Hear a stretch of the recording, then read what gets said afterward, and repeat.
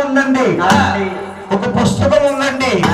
Cinema చూసిన వారికి కానీ పుస్తకం చదివిన వారికి కానీ లేకపోతే ఎక్కడి నుంచి కదా శ్రద్ధగా విన్న వారికి కానీ చాలా బాగా అర్థమవుతుందమ్మా.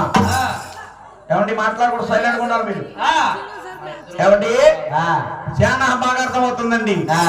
అంటే వేద మహర్షి సూత మహర్షి సోమని గారు నివాసములో ముక్కోటి మునీశ్వరులు సప్త ఋషులు ఒక శారదా ఒడ్డిన ఘోరమైన యజ్ఞం నిలబెట్టారు. ఆ యజ్ఞం కానీ ఫలించిందండి. భూమి భూలోకాలు కూడా నడపతాయండి. ఆ యజ్ఞం ప్రయత్నం చెప్పాలంటే ఎవరు రావాలి? బ్రహ్మకుమార్ నారదముని వారు రావాలి. బ్రహ్మకుమారుడు హరదముని వారు రావాలి. ఈయన హరదముని వారు ఎలా ఉన్నారా? బ్రహ్మదేవుడు కొడుకు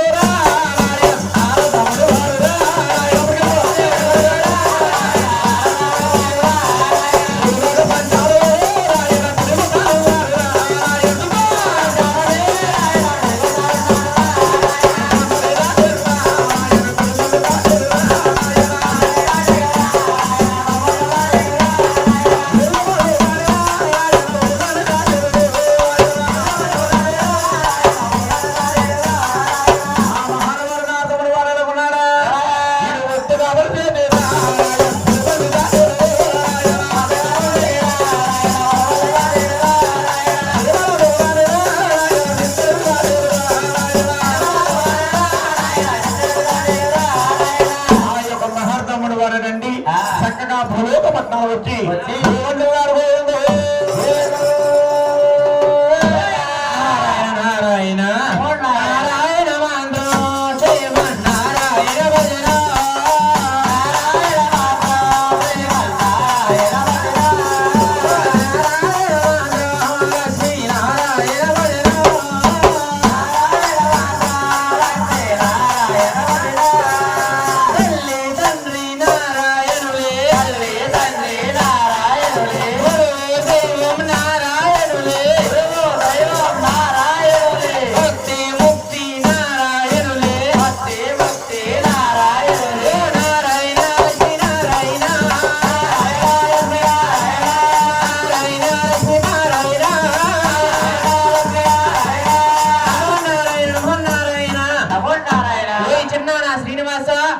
ఈ భూలోకం ముందుగా శ్రీనివాస కళ్యాణం జరుగుతున్నది కదా తండ్రి.